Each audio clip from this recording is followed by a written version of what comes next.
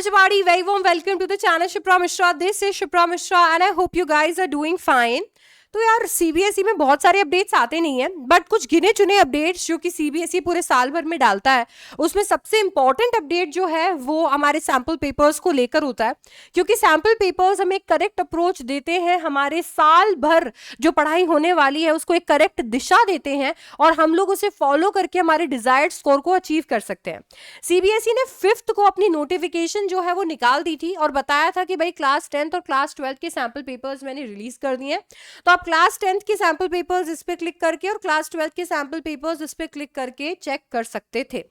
अब यहाँ पे अगर हम लोग क्लास 12th के सैंपल पेपर्स की बात करते हैं तो यहाँ पे आपको सैंपल पेपर्स के साथ उनकी मार्किंग स्कीम भी देखने को मिल जाती है। बहुत बार बच्चे जो गलती करते हैं वो ये है कि सैंपल पेपर देख लेते हैं और मार्किंग स्कीम नहीं देखते हैं, और उसके बाद जब मैं मार्किंग स्कीम से उठा के चेंजेस बताती हूँ तो शॉक में आ जाते हैं कि ये कहाँ पर लिखा था। तो अगर आप अपना सैंपल पेपर देख रहे हैं तो मार्किंग स्कीम भी जरूर देखें, क्योंकि वहीं पे आपको पता चलता है कि इस साल सीबीएसई कौन से पॉइंट्स पे आपको मार्क्स देने वाले हैं और कौन से पॉइंट्स पे आपके मार्क्स जो है वो डिडक्ट होने वाले हैं। अगर हम इंग्लिश कोर का क्लास 12th का पेपर यहाँ पर देखें तो यहाँ पे आपको 13 क्वेश्चंस मिलेंगे। सारे क्वेश्चंस जो है वो कंपलसरी हैं। आपको 3 सेक्शंस दिए जाएंगे, रीडिंग सेक्शन, राइटिंग सेक्शन और लिटरेचर सेक्शन, और हर क्वेश्चन के लिए आपको इंस्ट्रक्शंस यहाँ पर दिए जाएंगे। बच्चों, जैसे कि पैटर्न हमें बताया गया था वही पैटर्न रखा गया है। मतलब अगर हम क्वेश्चंस की बात करते हैं, हालांकि अंदर पूछे गए क्वेश्चंस थोड़े डिफरेंट है जिनको हम आज के इस वीडियो में डिस्कस करने वाले हैं। हमें 2 रीडिंग कॉम्प्रिहेंशन पैसेजेस जो है वो यहाँ पर दे दिए गए हैं। एक में 10 क्वेश्चंस दिए गए हैं और एक में 8 क्वेश्चंस हमें दिए गए हैं। ठीक है, तो हमें यहाँ पे 8 क्वेश्चंस देखने को मिलते हैं। अलग अलग तरीके के क्वेश्चंस हमें देखने को मिलते हैं। टू डिस्कस कि कैसे क्वेश्चंस हमें देखने को मिल रहे हैं, सबसे पहले तो हमें पैरा बेस्ड क्वेश्चंस देखने को मिल रहे हैं।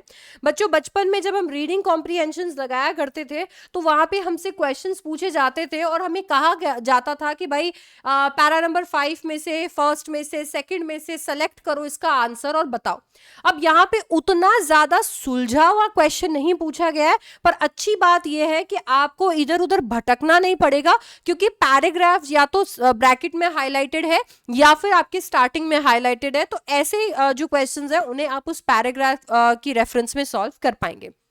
अच्छा, यहाँ पे वर्बल एप्टीट्यूड जो है वो आपका चेक किया गया है। अगर आपको ऐसा लगता है कि लिटरेरी डिवाइसेस या फिर आपका ओवरऑल इंग्लिश का नॉलेज जो है वो आपके किसी एंट्रेंस एग्जाम में काम आएगा या फिर लिटरेचर सेक्शन में काम आएगा, तो आप गलत हो, क्योंकि यहाँ पर भी वर्बल एप्टीट्यूड के क्वेश्चन, यानी कि ये चेक करने के लिए कि भैया आपको ओवरऑल नॉलेज है भी कि नहीं हमारे इंग्लिश की, आपसे यहाँ क्वेश्चन पूछे गए हैं। To give you an example, अगर मैं आपको यहाँ पर एग्जाम्पल दूं तो ये देखो, जैसे यहां पे आप देखेंगे, सबसे पहले तो ये देखो, choose the correct response from the 2 options to complete the sentence, the concern this analogy points towards this about. अब हमारे बच्चों को जिनको यही नहीं पता कि एनालॉजी होता क्या है, वो कैसे इसको आंसर करने वाले हैं।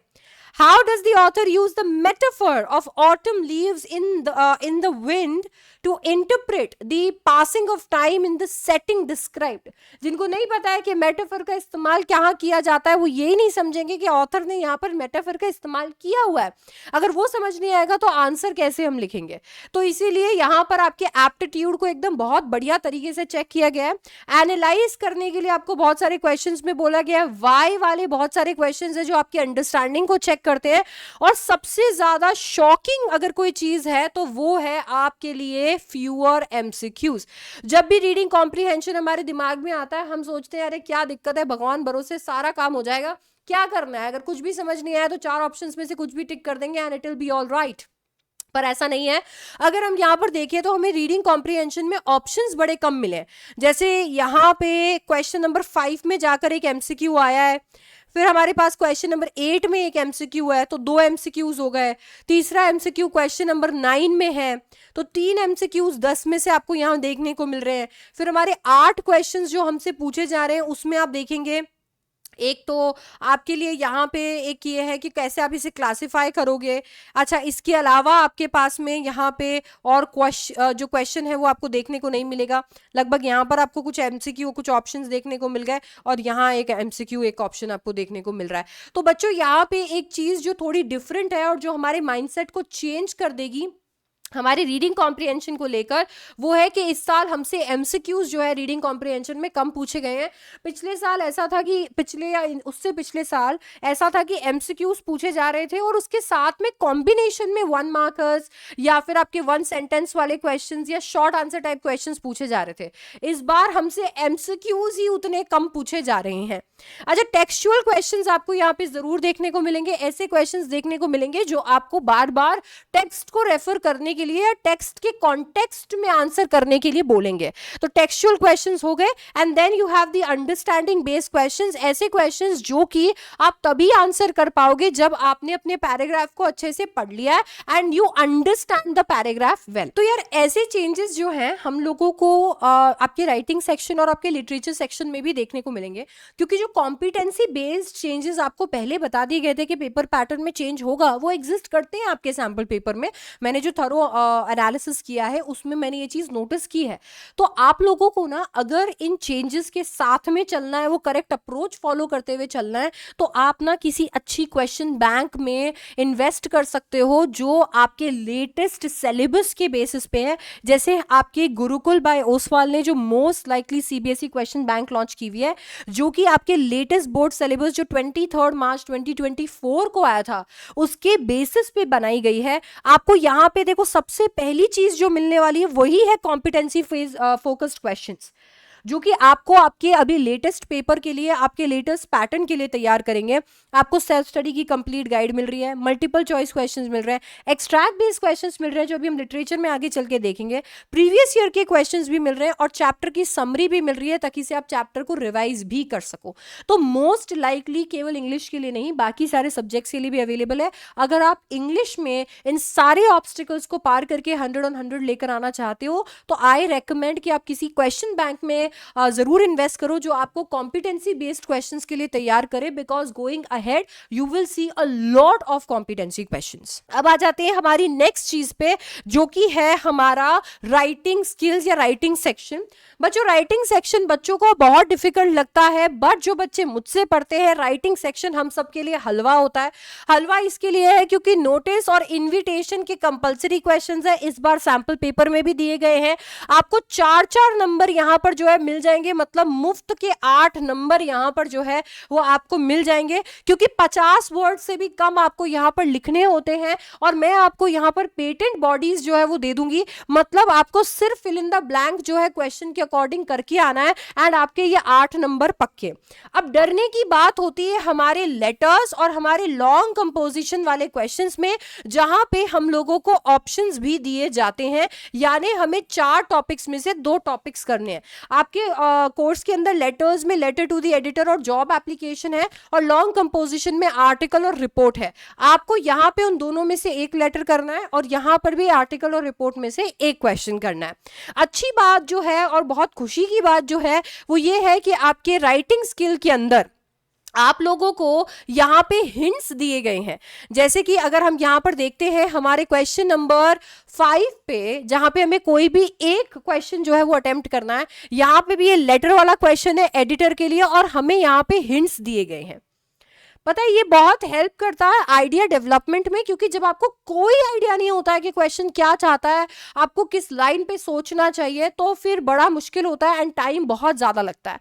तो आपको यहाँ पे भी हिंट्स दिए गए हैं एंड जॉब एप्लीकेशन के लिए तो आपको ऑफ कोर्स यहाँ पर एक पूरा उठाकर एडवर्टीजमेंट ही दे दिया और एवरीथिंग इज रिटन हियर। फिर अगर हम बात करते हैं हमारे आर्टिकल और रिपोर्ट की, तो यहां पर भी हमें कुछ हिंट्स या फिर हम लोगों को यहां पर कुछ मदद करने के लिए कुछ हिंट्स दिए गए हैं। तो ये जो है ये हमारे को बहुत आसान कर देगा, हमारे लिए बहुत आसान कर देगा आइडिया डेवलपमेंट। तो हमारे जो लॉन्ग कंपोजिशन है उसके अंदर भी हम लोग पेटेंट बॉडी जरूर फॉलो करेंगे। हम एक ऐसी बॉडी जरूर फॉलो करेंगे जिसमें हमें सिर्फ क्वेश्चंस के अकॉर्डिंग कुछ मॉडिफिकेशंस करने और बाकी वो इंटैक्ट रहेगी। बट इसके मदद से जो हमारे हिंट्स है उनकी मदद से वो जो थोड़ा बहुत भी हमें लिखना होगा वो काफी ज्यादा आसान हो जाने वाला है। तो ये जो आपको यहाँ पे ये दो क्वेश्चन सबसे ज्यादा परेशान करते थे, ये पेटेंट बॉडीज और आपके जो हिंट्स अवेलेबल होंगे उनकी मदद से बहुत आसान हो जाएंगे। थोड़ी सी प्रैक्टिस अगर आप यहाँ पे कर लोगे, हफ्ते में एक बार भी अगर इनके क्वेश्चन लगा लोगे ना, एक लेटर का क्वेश्चन कर लिया, एक आर्टिकल या रिपोर्ट का क्वेश्चन कर लिया, यू विल बी सॉर्टेड। ठीक है क्या? अब आ जाते हैं हमारे मेजर सेक्शन पे जिसको हम एक्चुअली इंग्लिश ट्रीट करते हैं। क्या होता है जब इंग्लिश की बात होती है तो लिटरेचर सेक्शन को इंग्लिश ट्रीट किया जाता है, सोचा ही नहीं जाता कि रीडिंग सेक्शन और राइटिंग सेक्शन उसका पार्ट है, जबकि एक्चुअली ये उतना ही इंपॉर्टेंट है जितने वो दोनों, और वो दोनों इतने इंपॉर्टेंट है जितना कि ये। अगर हम लोग यहाँ पे इसके एक्सट्रैक्ट बेस्ड क्वेश्चंस की बात करें, जो कि अभी कुछ मैं कह सकती हूँ सालों से सीबीएसई ने शुरू कर दिया है एक ट्रेंड, तो यहाँ पे आपको काफी सारे एक्सट्रैक्ट बेस्ड क्वेश्चंस देखने को मिल जाते हैं। पहला क्वेश्चन 6 नंबर के लिए आपके पास आता है कीपिंग क्वाइट पोएम से। ठीक है, दूसरा क्वेश्चन आपके पास में एक ऑप्शन के अंदर आता है, और ये जो है ये रोड साइड स्टैंड से आता है। जब मैंने इनको देखा तो मेरे को रियलाइज हुई कुछ चीजें। सबसे पहला, इस बार सीबीएसई ने एमसीक्यूज जो है वो कम रखे हैं। मतलब ऐसा है कि जो उन्होंने बोला था कि पेपर पैटर्न में मैं कॉम्पिटेंसी बेस्ड क्वेश्चन ज्यादा दूंगा, सीबीएसई ने कहा था कि हम अंडरस्टैंडिंग बेस्ड क्वेश्चन ज्यादा देंगे। अगर आपको लगता है कि आप लैंग्वेज पढ़ रहे हो, कोई सब्जेक्ट पढ़ रहे हो और रट्टे लगा के आप आंसर लिख पाओगे, तो वो पॉसिबल नहीं होगा। उन्होंने उस बात को अडियर किया है। एमसीक्यूज कम है, वो एक सैड बात है, बट यहाँ पे बाकी सारे क्वेश्चन जो है वो ऐसे हैं जो कि एनसीईआरटी की बहुत अच्छी अंडरस्टैंडिंग डिमांड करते हैं। अगर आपको ऐसा लगता है कि you are going to go through a summary और समरी को देखकर आप एकदम सॉर्टेड होगे कि अब बस क्या मुझे टेंशन है, तो ऐसा नहीं है। अगर आप इन क्वेश्चंस को देखोगे तो आप खुद रियलाइज करोगे कि अगर आपने कीपिंग क्वाइट पढ़ी है और कीपिंग क्वाइट के अंदर आपसे ऐसे बोल दिया है कि what does the imagery of walking about with their brothers in the shed primarily represents, तो अगर आपने इसको एक्चुअली एक्सट्रैक्ट बाय एक्सट्रैक्ट नहीं पढ़ा है, आपने नहीं समझा है कि walk about with their brothers का मतलब क्या है, मैंने आपको पढ़ाया हुआ लाइव क्लास जाके देख लेना, तब तक आपको नहीं पता चलेगा कि क्या ये रेडीनेस फॉर फर्दर कॉन्फ्लिक्ट्स है, a return to normal activities post conflict है, a moment of unity peaceful reflection है, या फिर physical environment of a typical war zone है। आपको अंदाजा ही नहीं लगेगा इस चीज का। तो आपने अगर एकदम एनसीईआरटी को अच्छे से एक्सट्रैक्ट बाय एक्सट्रैक्ट पोएम्स में और चैप्टर्स में लाइन बाय लाइन नहीं पढ़ा है, तो ऐसे क्वेश्चंस घुमा देंगे। ऐसा नहीं है कि एक्सट्रैक्ट दे दिया है तो बस यहीं से उठा के पूछ लेंगे और फटाफट हम फिल इन द ब्लैंक कर लेंगे। जिन भी बच्चों को ऐसा लगता है कि नहीं इंग्लिश जो है मैं एंड में कर लूंगा, एक बार प्लीज सैंपल पेपर सॉल्व करना and you will get an idea कि अब आपको अभी से इंग्लिश पढ़कर और एकदम वैसे जैसे मैं बता रही हूं वैसे एनसीईआरटी कवर कर कर, क्वेश्चंस कवर कर कर पूरी इंग्लिश कवर करनी पड़ेगी। अदरवाइज शायद एक ऐसा सब्जेक्ट जिसको आप हल्के में ले रहे हो वो आपको हल्के में ले लेगा। अच्छा, सबसे ज्यादा खतरनाक और बड़ा चेंज जो हमारे लिए है वो है असर्शंस और रीजंस। बच्चों ये वाले जो क्वेश्चन है ये लास्ट हमें 2021 में परेशान किए थे। 2021-22 में ये हमें लास्ट परेशान किए थे। हमने उस वक्त ये डिस्कवर किया कि यार इंग्लिश और लैंग्वेज या लिटरेचर की अगर हम बात करते हैं उसमें कैसे असर्शंस और रीजंस, क्योंकि बड़ा सब्जेक्टिव है, मेरे इंटरप्रिटेशंस पे बहुत सारी चीजें डिपेंड करती है। मैं कैसे आपके असर्शंस और रीजंस के अकॉर्डिंग अपने आंसर्स फॉर्म करूंगी। सीबीएसई ने कहा हाँ अभी देखते जाओ आगे आगे होता है क्या, और यहां पर उठाकर दे दिए हमें असर्शंस और reasons. Read the assertion and the reason below with reference to the given extract. Assertion कहता है the poet advocates for doing nothing as a way to prevent the devastation of the war. Reason कहता है doing nothing refers to a time for stopping any action for a few moments. यहाँ तक बात ठीक थी until you come to the questions के options, जो कि कहते हैं both assertion and reason are true and the reason is the correct explanation of the assertion. Both the assertion and reason are true but the reason is not correct explanation of the assertion. Assertion is true, reason is false. Assertion is false, reason is true. Now आपको सबसे पहले तो ये समझना है assertion और reason सही है या नहीं है, उसके बाद देखना है इन दोनों में रिलेशन एक्सप्लेनेशन का है या नहीं है। थोड़ा सा, बस थोड़ा सा आपकी नजर यहाँ पे चूकी और दुर्घटना हो जाएगी और नंबर यहाँ का चला जाएगा। ऐसे बच्चे जो लैंग्वेज में 100 on 100 लेकर आने वाले हैं उनके लिए एक ब्लॉकर है ये। क्योंकि बहुत सारे ऐसे बच्चे भी हो सकते हैं जो कहते हैं अरे क्या करना है इंग्लिश में, मुझे तो पास ही होना है, मुझे परसेंटेज से कोई फर्क नहीं पड़ता, मुझे ओवरऑल 50-50 या 60% मेंटेन करनी है। उन बच्चों के लिए घबराने की बात नहीं है, because you can always skip the questions. But वो बच्चे जो अच्छे मार्क्स लेकर आना चाहते हैं, 95+ स्कोर करना चाहते हैं, लैंग्वेज में 100/100 लेकर आना चाहते हैं ताकि वो एक सपोर्ट की तरह खड़ा रहे बाकी सारे सब्जेक्ट्स के लिए, उनके लिए एक ब्लॉकर हो सकता है you need to start studying very very very well and you need to start practising ये सारे questions, otherwise it will be difficult, है ना। तो एक्सट्रैक्ट बेस में तो ओवरऑल मुझे ये 3 चीजें हैं जो ऐसी लगी है, क्योंकि जब आप ये वाला जो पॉइंट है इसे अच्छे से समझ जाते हो तो एक्सट्रैक्ट बेस बहुत आसान हो जाता है। फिर चाहे वो आपसे कंप्लीट द फॉलोइंग पूछ ले, आपसे कोई लिटरेरी डिवाइस पूछ ले, या फिर आप लोगों से वाई के क्वेश्चंस पूछ ले, मैच द फॉलोइंग्स पूछ ले, आप आसानी से कर पाओगे। सेकंड वाला पॉइंट अगर सॉर्टेड है। असर्शन एंड रीजंस अलग से इसलिए लिखा है क्योंकि इसमें आपको हॉट्स वाला जो है दिमाग लगाना पड़ेगा। अच्छा, अब इसके बाद में आ जाते हैं हमारे नेक्स्ट पॉइंट पे जो है शॉर्ट आंसर टाइप क्वेश्चन। अब ये जो शॉर्ट आंसर टाइप क्वेश्चन है ये इंटरप्रिटेशन बेस्ड आए हैं, जहां पे आपको जिन ख्वाबों की दुनिया में मैं लेके जाती हूँ, जैसे बहुत सारे बच्चे कहते हैं कि मैम जो हम टेक्स्ट में पढ़ रहे हैं आप उसके बियॉन्ड जाके समझाते हो। ये जो बियॉन्ड जाकर हम समझ रहे होते हैं हमारी लाइव क्लासेस में, इंटरप्रिटेशन वाले क्वेश्चंस वहीं से उठे हैं। अगर आपको यकीन नहीं होता आप सैंपल पेपर उठाकर चेक कर लीजिए, ठीक है, आप आराम से। और मेरे प्रीवियस, ये तो अभी आया सैंपल पेपर, तो आप मेरे प्रीवियस क्लासेस जो है वो उठाकर चेक कर लीजिए and you will get an idea कि हम जो बियॉन्ड जाकर पढ़ते हैं, टेक्स्ट के बियॉन्ड जाकर इमेजिन करते हैं कि ऐसा हो रहा होगा, वैसा हो रहा होगा, या ऑथर ये कह रहा होगा, ये हमसे पूछा गया है। ठीक है, आप यहां पर देख लो, the interpret the use of visual imagery by Kamala Das in her poem to depict the passage of the time.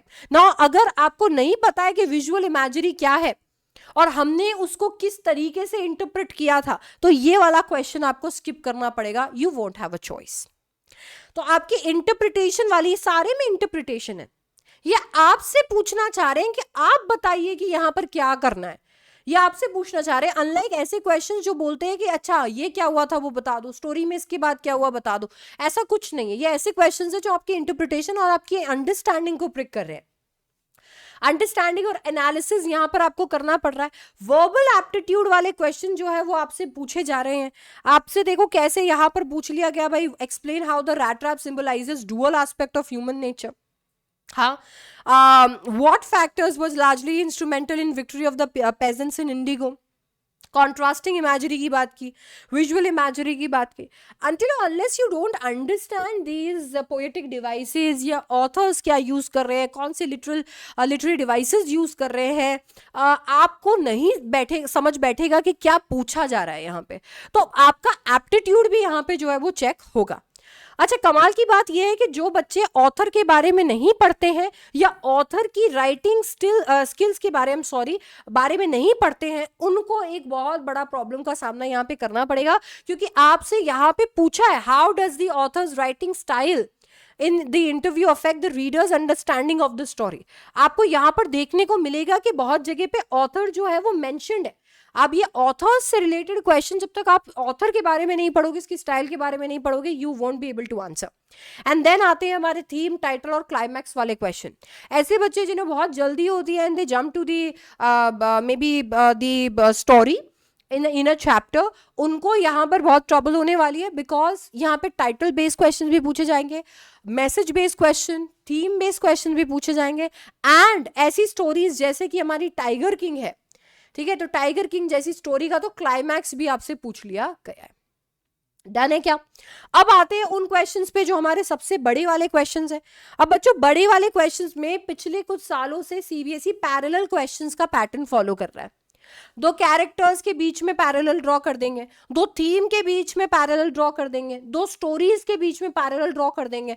अब आपसे एक ही क्वेश्चन की कॉस्ट पे दो आंसर जो है वो मांगे जा रहे हैं। कैसे दिखते हैं मैम ये पैरेलल क्वेश्चन? ये पैरेलल क्वेश्चंस ऐसे दिखते हैं, देखो।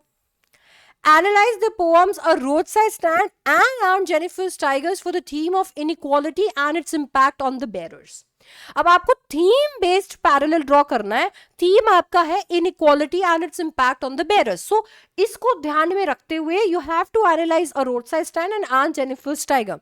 नाउ द थिंग इज, जब आप ऐसे क्वेश्चंस पढ़ते हो तो आपके दिमाग में, अगर आपने ये पोएम्स पढ़ी हुई हैं, तो कुछ आंसर्स चमकते हैं। आप एकदम से रोड साइड स्टैंड को लेकर you start collecting your thoughts about road side stand and Anjan first tigers, but ये जो क्वेश्चंस है, ये क्वेश्चन में वो सारे पॉइंट्स को आप कैसे प्लेस करते हो अपने आंसर में, वो बहुत ज्यादा इंपॉर्टेंट है। आफ्टर ऑल हम लैंग्वेज की बात कर रहे हैं, यहाँ पे सिर्फ ये नहीं देखा जाएगा कि आपने कितने रट्टे लगाए हैं आपके पोएम्स के या फिर चैप्टर्स के, या ये देखा जाएगा कि जो थॉट्स आपके दिमाग में आ रहे हैं आप उन्हें आंसर बनाकर कैसे लिखोगे।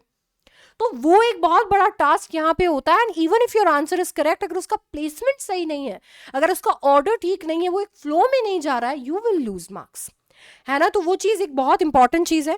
थीम और मैसेज बेस्ड क्वेश्चंस आ रहे हैं। बचपन में आते थे समरी वाले और स्टोरी बेस्ड क्वेश्चंस जहाँ पे इवेंट्स पूछे जाते थे। Now you need to learn कि भाई आपने पूरे चैप्टर से क्या पढ़ा, what is your takeaway on this chapter.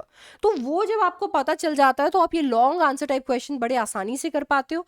आपको ध्यान रखना है कि भाई कौन कैसे नरेट कर रहा है, थीम हम कवर कर चुके हैं, टाइटल का क्या मतलब है, ऑथर की राइटिंग स्टाइल क्या है, आपके कैरेक्टर्स को आपको बहुत अच्छे से समझना है, उनके ट्रेट्स आपको अच्छे से समझने हैं। अगर ये अच्छे से कर रहे हो किसी भी चैप्टर या पोएम में, तो लॉन्ग आंसर टाइप क्वेश्चंस आपको परेशान नहीं करेंगे। ठीक है क्या। तो इस तरीके के क्वेश्चंस जो हैं आपको ध्यान में रखने हैं। इस तरीके के क्वेश्चंस को ध्यान में रख के आपको अपनी जो अप्रोच है वो दिमाग में रख के जो भी हमने देखी है आपको आगे बढ़ना है। नहीं तो क्या है, आप जैसे पढ़ते आ रहे थे अगर वैसे ही पढ़ते रहोगे तो ये क्वेश्चंस का जब सामना करोगे तो डगमगा जाओगे। And then you will be like कि या तो मेरे को मैम ने अच्छे से नहीं पढ़ाया या फिर मैंने अच्छे से नहीं पढ़ा। और कमाल की बात यह है कि टाइम मैंने भी पूरा दिया और आपने भी पूरा दिया। तो सही दिशा में टाइम देना बहुत ज्यादा जरूरी है, क्योंकि पेपर पैटर्न तो चेंज होना ही था, हुआ ही है, कॉम्पिटेंसी बेस्ड क्वेश्चंस ऐड हुए ही हैं और क्वेश्चन का लेवल भी बड़ा है, तो ये तो होना ही था। और क्योंकि हमारे सामने हो गया है तो क्यों ना हम समय रहते हमारे पैटर्न को भी उसके अकॉर्डिंग मोल्ड कर लें। देखो बेटा, अगर आप और प्रैक्टिस करना चाहते हो तो आपको बुक का लिंक नीचे डिस्क्रिप्शन बॉक्स में मिल जाएगा, और इस चैनल को सब्सक्राइब करके रख लो आपके यूजफुल वीडियोस के लिए, आपके लाइव क्लासेस के लिए, और अपने फ्रेंड्स के साथ इस वीडियो को शेयर करो एक आई ओपनर के जैसे। और मैं आपसे मिलने वाली हूँ नेक्स्ट वीडियो में। Till then bye bye, take care.